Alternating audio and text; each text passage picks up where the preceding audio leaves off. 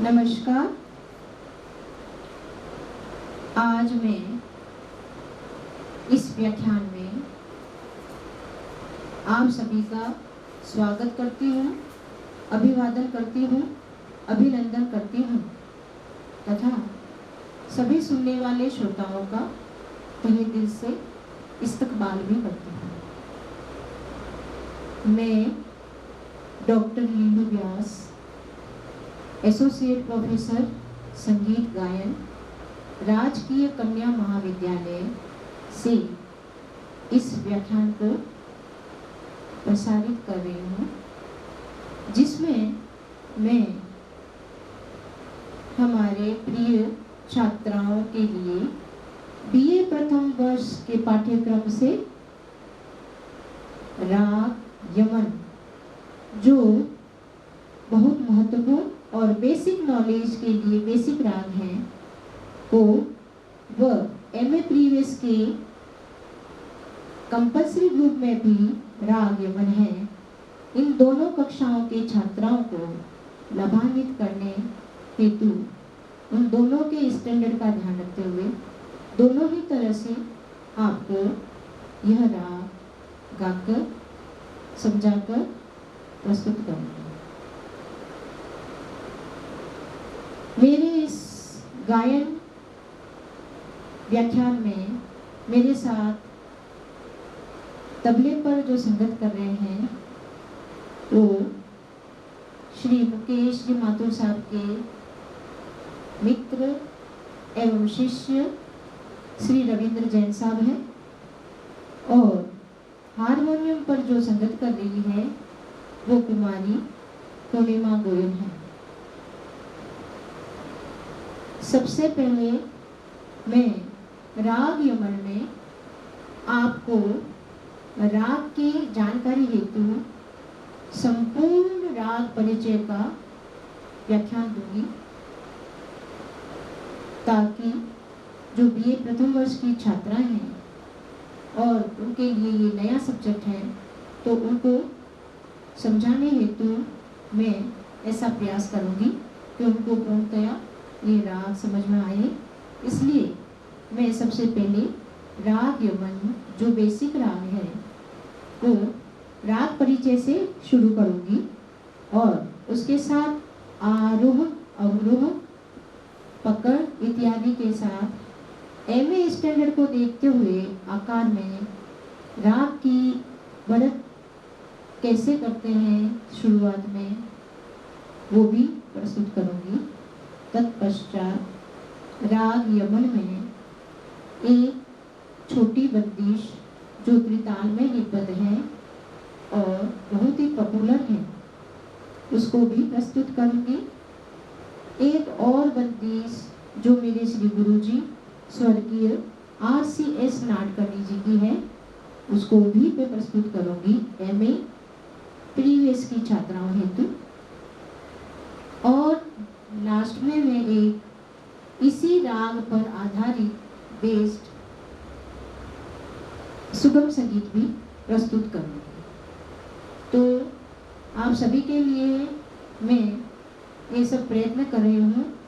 मेरा छात्राओं से विशेष निवेदन है और अनुग्रह भी है कि आप इस प्रोग्राम और इस व्याख्यान को आवश्यक रूप से सुने, ताकि आप इस राग से और संगीत की जानकारी से लाभान्वित हो सके। और मेरा जो एक मकसद है कि छात्राओं को पूर्ण ज्ञान दूं, और इस कोरोना वायरस के जो वातावरण में आप सभी अपन दुखी हैं और आप महाविद्यालय में नहीं आ सकती हैं, इस कारण विशेष रूप से मैं आपके लिए ये इतना महत्वपूर्ण और प्रयासरत होकर ये कार्य कर रही हूँ। कृपया इसको अवश्य देखें। तो प्रस्तुत है राग यमन का राग परिचय। राग यमन एक बहुत पॉपुलर, लोकप्रिय और बेसिक राग है, यानी संगीत के छात्राओं और विद्यार्थियों के लिए राग यमन सबसे पहले, और भोपाली की तरह इसको भी सीखा जाता है और सिखाया जाता है। राग यमन, जैसे कि आपको नाम से ही पता चल रहा है यमन, इसको यमन, ईमन और पूर्व में कल्याण राग भी कहते थे, क्योंकि इस राग की उत्पत्ति जो है कल्याण थाट से हुई है। इसका राग का नाम यमन और ईमन मुगल काल के समय में मुसलमान गायकों ने इसका नाम ईमन और कालांतर में ये यमन हो गया, जो काफी पॉपुलर और मधुर है। राग की बात करते ही थाट आता है। थाट उसको कहते हैं जिससे राग उत्पन्न होता है, यानी राग को उत्पन्न करने वाला जनक भी कह सकते हैं, परिवार कह सकते हैं। तो राग यमन का जो परिवार है, जो जनक है, वो कल्याण थाट है। थाट मैंने आपको बता दिया, थाट से राग उत्पन्न होती है, इसलिए वो परिवार ही एक तरह से थाट की संज्ञा दे सकते हैं अपन।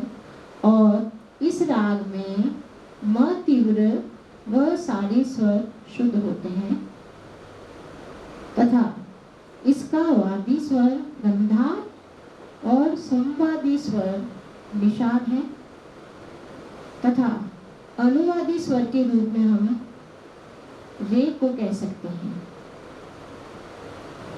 इस राग के आरोह में 7 स्वर और अवरोह में भी 7 स्वर लगने के कारण विद्वानों ने इस राग की जाति संपूर्ण बताई है।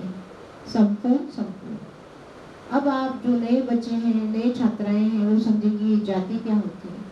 जाति का मतलब है उस राग में कितने स्वर लगते हैं, उसको संगीत के ग्रंथकारों ने 3 राग की जातियां बांटी और उसके 3 भेद भी बताए।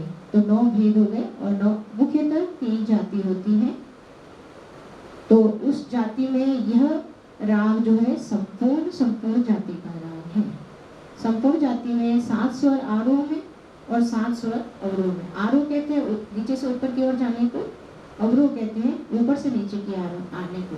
तो ये जो राग की जाति बनी है वो 7 स्वर वाली होते हैं, उनको संपूर्ण जाति का राग कहते हैं। जिसमें 6 स्वर आते वक्त और जाते वक्त होते हैं, उसको षाढ़व जाति का राग कहते हैं।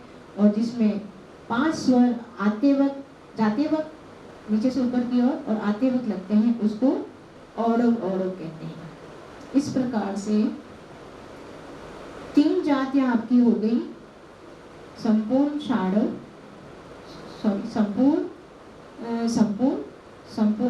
षाढ़व और औड़व। अब इनके 9 भेद भी हैं, जो मैं कभी अगली आपके उसमें बताऊंगी एपिसोड में कि 9 जातियां कैसे बनी और कैसे इसका विस्तार हुआ। वही उसको लेके पहले संपूर्ण को लिया, तो संपूर्ण षाढ़व, संपूर्ण षाढ़व, संपूर्ण औड़व। फिर षाढ़व को लिया तो षाढ़व संपूर्ण, षाढ़व और षाढ़व औड़व। फिर औड़व को लिया तो संपूर्ण औड़व, संपूर्ण औड़व षाढ़व और औड़व। इस तरह से 9 जातियां हो गई। तो जो नए बच्चे हैं, जो BA प्रथम वर्ष के बच्चे हैं, उनके जिज्ञासु को तृप्त करने हेतु मैं सब बता रही हूँ। तो ये हो गई जाति की बात। तो ये संपूर्ण जाति का राग होने के कारण इसमें आते वक्त और जाते वक्त, मतलब आरोह व अवरोह दोनों में ही 7 स्वरों का प्रयोग होता है, इसलिए इसको संपूर्ण जाति का राग कहते हैं। इस राग में वादी स्वर है वो गंधार है। पहले मैंने बता दिया आपको पिछले एपिसोड में कि वादी किसको कहते हैं, संवादी किसको कहते हैं, अनुवादी किसको कहते हैं। तो वादी स्वर जो मुख्य होता है, तो वादी स्वर है गंधार और संवादी स्वर है निषाद।